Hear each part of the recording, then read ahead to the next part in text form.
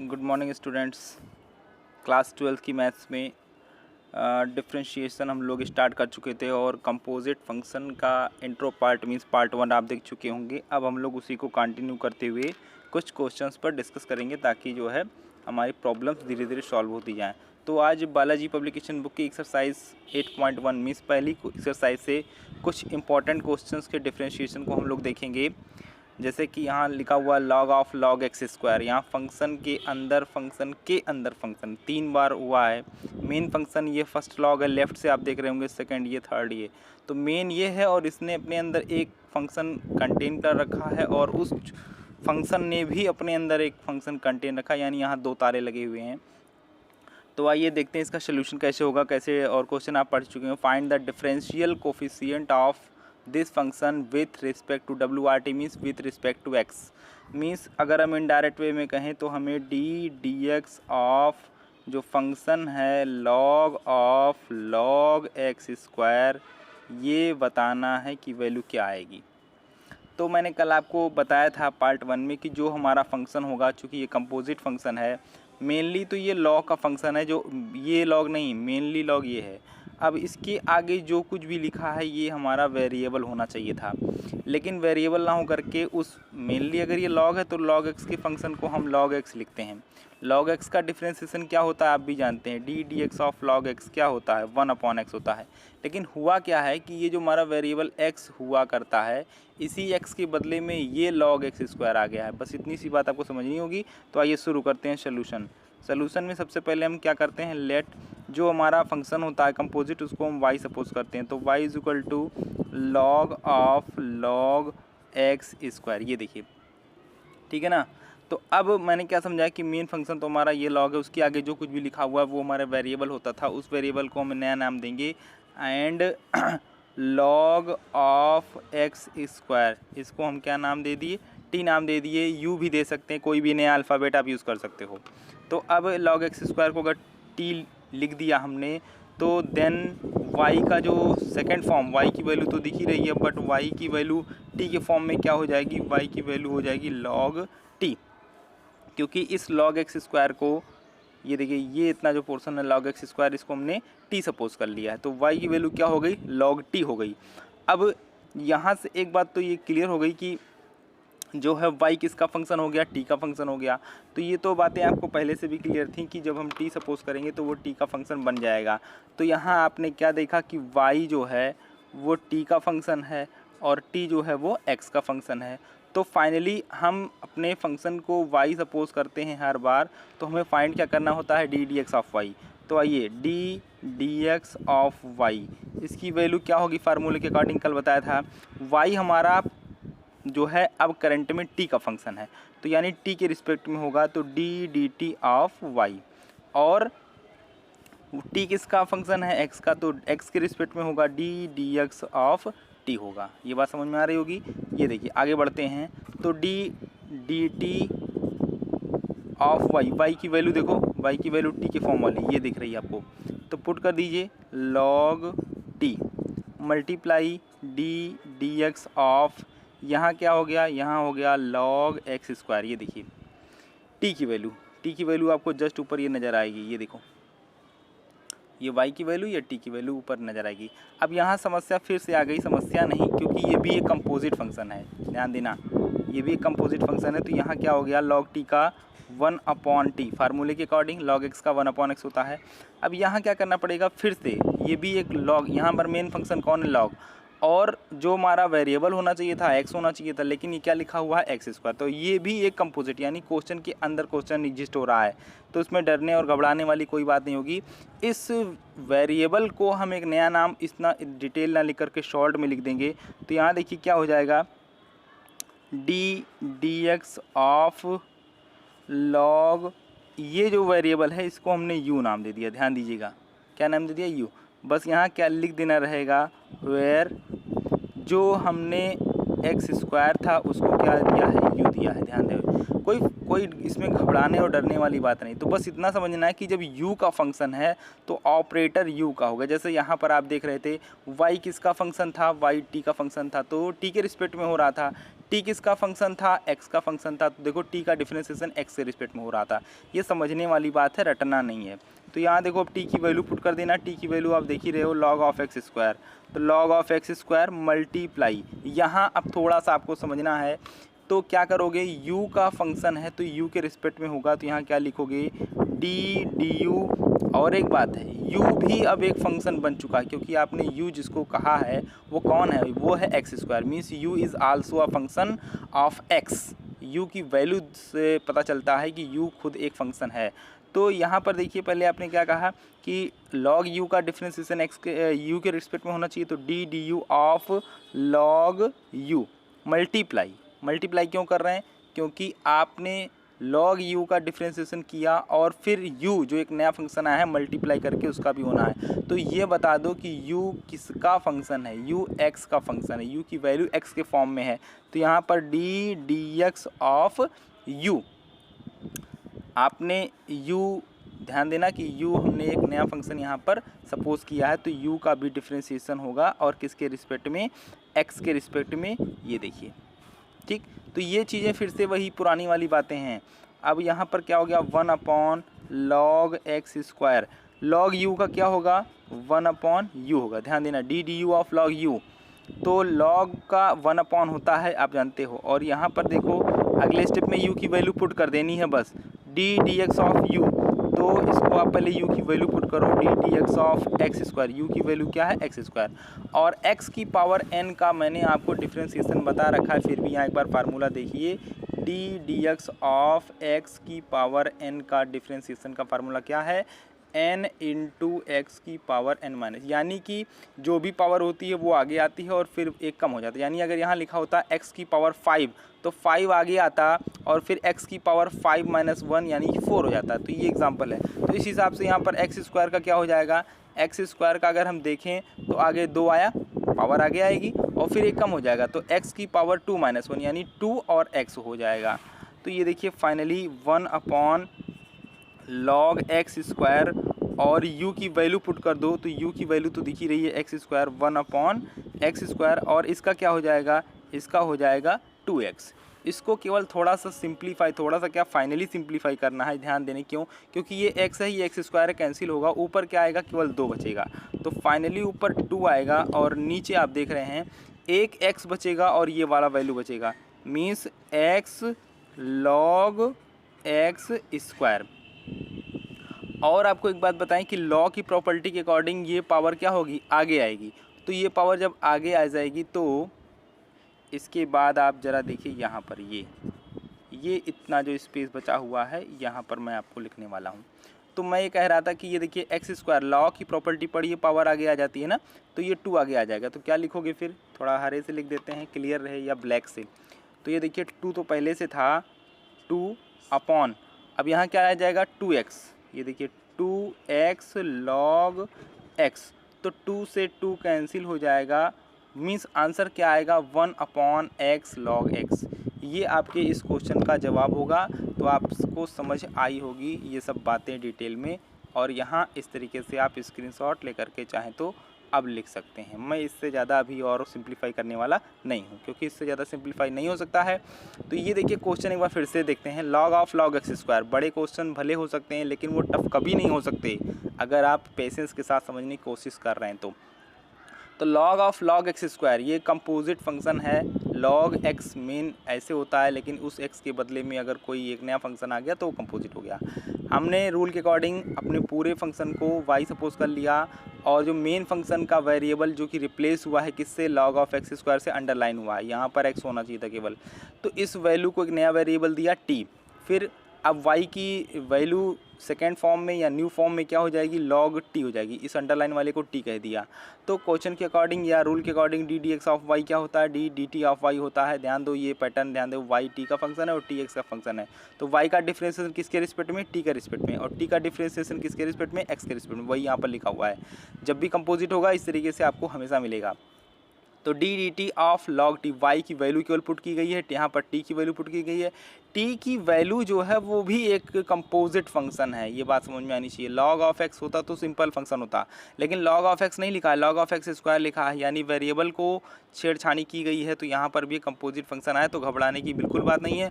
Log T का 1/t लिख दिया, और ये देखिए लॉग ऑफ एक्स स्क्वायर, इस सिंपलेस्ट वेरिएबल को जो कि x होना चाहिए था x नहीं है, तो उसको हमने एक नया वेरिएबल क्या दे दिया, u दे दिया।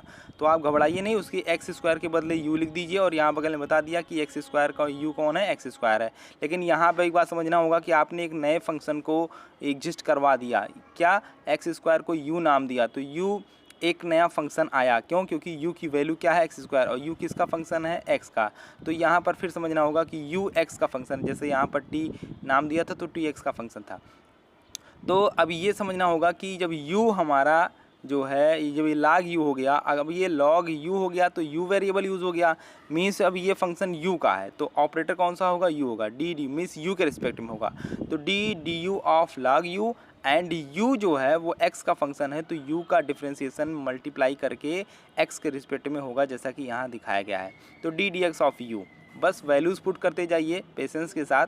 तो ये देखिए लॉग u का क्या होता है, 1/u होता है, d d x of u की वैल्यू यहाँ पुट की गई है, ध्यान दीजिएगा। u की वैल्यू क्या है, u की वैल्यू है एक्स स्क्वायर, ये देखो यहाँ जो सपोज किया है, तो u की वैल्यू पुट कर दी, और एक्स स्क्वायर मीन्स, अब ये तो समझ में आना ही चाहिए कि एक्स स्क्वायर कौन से किस टाइप का फंक्शन है, या किस फॉर्म का है, किस लुक का है, तो x की पावर n का है। तो ये फार्मूला यूज़ हुआ, और इस फार्मूले से यहाँ पर 2x आ गया। बस अब यहाँ थोड़ा सा सिंप्लीफिकेशन की बातें थी, जैसे x का x से कैंसिल होना, और यहाँ पर log x स्क्वायर दिखा तो पावर 2 log के तरीके से आगे आ जाएगी, 2 से 2 कैंसिल हो जाएगा, और 1/x log x ये हमारा फाइनल आंसर हो जाएगा। तो एक कह सकते हैं कि बड़े क्वेश्चन के फॉर्म में ये था, कंपोजिट फंक्शन कोई छोटा नहीं था, लेकिन टफ नहीं कहेंगे, समझ कर के आपको बहुत कुछ मिलने वाला है। आगे बढ़ते हैं एक नए क्वेश्चन के लिए। तो ये रहा हमारा सेकंड क्वेश्चन, क्या है, 17 का पहला पार्ट है, d d x of tan cube x. देखिए क्वेश्चंस को लगाने का जो पैटर्न होता है आप समझिएगा, हमेशा इजी से टफ की ओर आगे बढ़ेंगे तो आपका कॉन्फिडेंस अच्छा होता जाएगा। मैं फिर कह रहा हूँ, ये वीडियो जो लोग डायरेक्ट देख रहे हैं वो पहले प्रीवियस वीडियो को देख लें, पार्ट 1 को, पार्ट 2 को डायरेक्ट मत देखें, ठीक है ना। तो पार्ट 1 को अगर नहीं देखा है तो, और जो लोग देख चुके हैं वो अच्छी बात है, वो रेगुलर अब देखते रहेंगे तो उनको समझ में आता जाएगा, और प्रैक्टिस भी करते रहेंगे, समझते जाएंगे चीज़ों को, किस तरह से कंपोजिट को हम सिंप्लीफाई करते जा रहे हैं। मेन फंक्शन पहचानना ज़रूरी होता है कि मेन फंक्शन कौन सा है, और उसके जो वेरिएबल को किस नए फंक्शन से रिप्लेस किया जा रहा है बार बार। अब जैसे आपके सामने ये क्वेश्चन है tan क्यूब एक्स, देख कर ही गेस करना चाहिए कि ये फंक्शन मेन किसका है। अगर पावर नज़र आ जाए, कभी भी पावर नज़र आ जाए फंक्शन के ऊपर, चाहे वो tan हो, चाहे वो log हो, चाहे वो कोई भी हो, अगर आपको पावर नज़र आ गई मीन्स इसको आप एक्सपोनेंट्स फॉर्म बोलोगे, पावर वाला फॉर्म बोलोगे। अब आपको समझ में आना चाहिए कि ये अगर पावर 3, 2, 5, 10 कुछ भी हो तो वो किस फंक्शन की बात हो रही है, तब वहाँ पर d d x of x to the power n की बात हो रही है, जिसका वैल्यू बाय फार्मूला आपको कई बार बताया गया n into x to the power n-1 ये होता है। तो x to the power n क्या है, n ही तो नंबर है, यहाँ पर देखिए 3, तो x, चूँकि x कौन है, x तो वेरिएबल है, सिंपलेस्ट फॉर्म है जिसको हम सिंपलेस्ट फॉर्म बोलते हैं। तो अगर यहाँ पर अब tan क्यूब एक्स, इसका जो एक्चुअल फॉर्म होना, एक्चुअल फॉर्म ये गलत नहीं लिखा है, बट इसका एक्चुअल फॉर्म आप समझो कि tan क्यूब एक्स मीन्स क्या हो गया, tan x होल क्यूब। ये देखिए, तो पावर तो ठीक है, बट जो हमारा बेस है वो क्या होना चाहिए था, बेस हमारा x होना चाहिए, लेकिन इस बेस के प्लेस पर क्या आ चुका है, tan x, ये एक नया फंक्शन आ चुका है। x फंक्शन नहीं है, ध्यान दीजिएगा, सिंपलेस्ट फॉर्म ऑफ वेरिएबल है। तो इसी x के बदले में, ये जो x दिख रहा है, इसी x के बदले में भाई साहब ने क्या ला दिया, tan x ला दिया। तो अब समझ में आ गई बात कि अगर ये tan x आ गया है तो चलिए ठीक है, इन्होंने एक नया फंक्शन दे दिया, फिर भी हम उस नए फंक्शन को क्या करेंगे, एक नया वेरिएबल देंगे ताकि हम ये फार्मूला यूज़ कर पाएँ, क्योंकि ये फार्मूला कहता है कि बेस कैसा होना चाहिए, सिंपलेस्ट फॉर्म का एक वेरिएबल होना चाहिए। x होगा तो x लिखोगे, t होगा तो t लिखोगे, y होगा, जो वेरिएबल होगा वही यहाँ पर लिखोगे, लेकिन पैटर्न आप देख रहे हो। तो शुरू करते हैं, आइए। तो सबसे पहले मैंने आपको क्या बताया कि आप क्या करेंगे, जो हमारा मेन फंक्शन होगा उसको हम y सपोज कर लेते हैं। तो let tan x whole cube जो है ये हमारा क्या हो जाएगा, y, मीन्स ध्यान देना, अब अगर इसको y नाम देते हैं तो हमें क्या फाइंड करना होता है, d d x of y, ये हमारा क्वेश्चन बनता है। अगर इसको y नाम देते हैं तो d d x of y find करना है, यही हमारा जवाब होगा जो भी आएगा। तो y की वैल्यू जो आ गई है तो ठीक है, लेकिन y कैसा है, कंपोजिट फंक्शन है। इस कंपोजिट फंक्शन को क्या करेंगे, सिंपल फंक्शन बनाने की कोशिश करते हैं, हमेशा यही करते आए हैं। तो जो tan x है जो कि एक इजी वेरिएबल होना चाहिए था, सिंपलेस्ट वेरिएबल होना चाहिए था, अगर ये फंक्शन है इसीलिए तो कंपोजिट बना है, तो इसको आइए एक नया नाम देते हैं। तो लेट, हमने tan x को नया नाम दे दिया u, ठीक। तो अब यहीं से बात कर देन, तो आप y का नया वाला वैल्यू थोड़ी चेंज हो रही है, फॉर्म चेंज हो रहा है, ध्यान रहे, न्यू वैल्यू नहीं, न्यू फॉर्म। y की वैल्यू tan x क्यूब है, तो अब y की वैल्यू क्या हो जाएगी, tan x का नाम u हो चुका है, मीन्स u क्यूब हो गया। ये देखिए नई वैल्यू नहीं है, नया फॉर्म है। तो अब ये चीज़ करने से क्या क्लियर हुआ, ये क्लियर हुआ कि भैया बगल में देखिए थोड़ा सा कि ये जो खैर छोड़िए, यहीं पर ये जो y है, y ये किसका फंक्शन बन गया। अब y की वैल्यू को ध्यान से देखो ना, y की वैल्यू u क्यूब, तो u वेरिएबल यूज़ हो गया, मीन्स y u का फंक्शन हो गया। और u की वैल्यू को देखो, ऊपर ही थोड़ा देखो, u की वैल्यू tan x, तो फंक्शन क्या है वो हम मायने नहीं रखता, tan है कि log है कि e की है, लेकिन वेरिएबल क्या है, x है। तो u किसका फंक्शन हो गया, x का। तो अब अगर आप d d x of y की बात करोगे तो ये देखो by formula, since d d x of y क्या आएगा, y किसका फंक्शन है, u का। तो पहला पार्ट क्या होगा, d d u of y, इसको क्या रीड करेंगे, d d u of y, y का डिफ्रेंसिएशन u के रिस्पेक्ट में, क्यों समझ में आ रहा है, y is function of u। अगला पार्ट u का डिफ्रेंसिएशन किसके रिस्पेक्ट में, x के रिस्पेक्ट में, तो डी डी एक्स इसी को तो पढ़ेंगे x के रिस्पेक्ट में, किसका, u का। तो ये देखिए ये हो गया बस।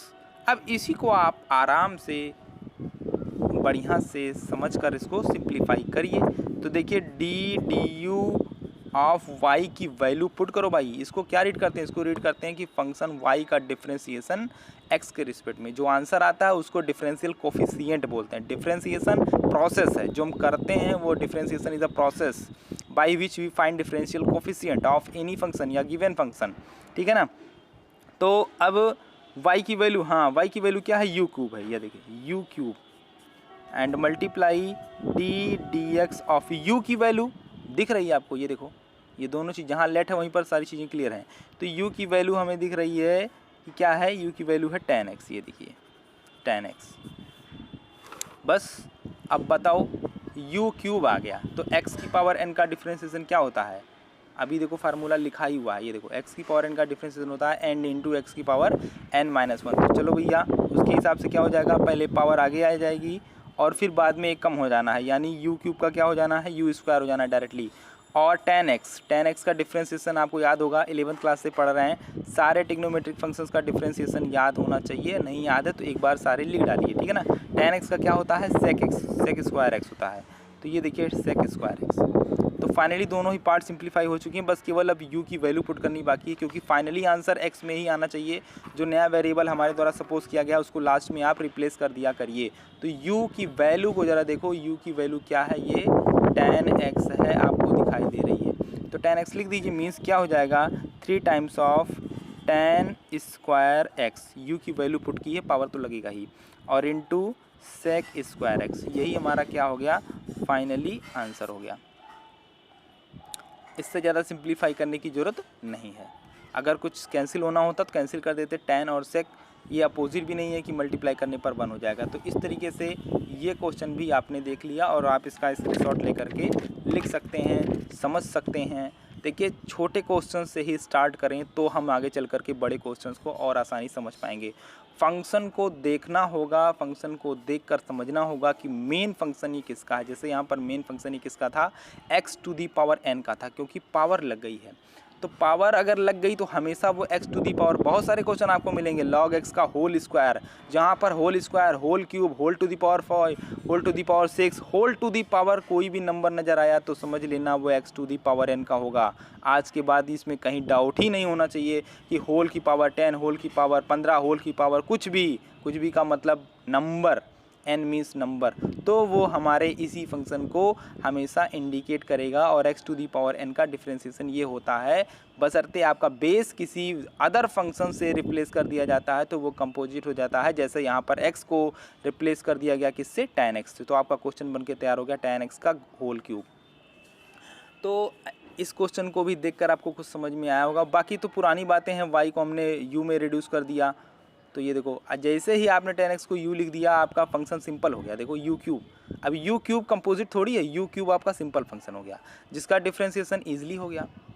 लेकिन u जो एक नया आया उसका डिफ्रेंशिएशन किसके रिस्पेक्ट में होगा, जो हमारा वेरिएबल होगा x। तो ये चीज़ें आपको क्लियर हो गई होंगी। आगे बढ़ते हैं एक और क्वेश्चन के लिए। क्वेश्चंस करते जाएंगे तो कॉन्सेप्ट्स ऑटोमेटिक क्लियर होते जाएंगे। ठीक है, अगला क्वेश्चन लेते हैं। हाँ भाई, थर्ड क्वेश्चन हमारे इस वीडियो का। तो अब की बार 17 का 7th पार्ट लिया है, d d x of tan x cube. इसलिए इस क्वेश्चन को लिया क्योंकि इसके जस्ट पहले भी मैंने क्वेश्चन क्या लिया था, आपको ध्यान होगा। फंक्शन केवल डायरेक्टली लिख रहा हूँ, फंक्शन था हमारा tan क्यूब x। मैंने इसलिए ले लिया ताकि आपका कन्फ्यूज़न दूर हो जाए। मैं समझता हूँ हो सकता है कन्फ्यूज़न हो जाए, वैसे तो आप लोग बहुत समझदार हैं, मुझे मालूम है आपको कन्फ्यूज़न नहीं होगा, लेकिन फिर भी मेरा ये फ़र्ज़ है कि मैं आपका कन्फ्यूज़न अगर है तो क्लियर कर दूँ। तो ये देखिए यहाँ पर ये function tan cube x means क्या समझते हैं आप, यहाँ पर होल क्यूब है, ये मीन्स पूरे फंक्शन की पावर 3 है। लेकिन इसको देखो ध्यान से, tan x क्यूब लिखा हुआ है मीन्स ये 3 केवल x पर ऑपरेट है, x पर अप्लाई है, तो कहीं कन्फ्यूज़न ना हो जाए इसलिए कहीं, क्योंकि अभी मैंने पीछे बताया कि भैया नंबर दिखाई पड़ जाए तो समझ लेना x to the power n होगा। भैया नंबर पूरे फंक्शन पर होना चाहिए, जिस तरह यहाँ पर है, यहाँ पर पूरे फंक्शन पर नहीं है, बहुत ध्यान दीजिएगा बातों को। तो ये मेन फंक्शन हमारा tan का है, यानी अगर हम इस क्वेश्चन की पर्टिकुलर बात करें तो ये फंक्शन का, ये क्वेश्चन का फंक्शन क्या होना चाहिए था, tan x। लेकिन इस x को छेड़ दिया गया और इस x को छेड़ कर क्या लिख दिया गया, x क्यूब लिख दिया गया। तो आपका क्वेश्चन क्या बन गया, tan x क्यूब बन गया। तो अगर tan x होता तो नॉर्मली हम तो जानते हैं tan x का डिफ्रेंशिएशन क्या होता है, sec x स्क्वायर होता है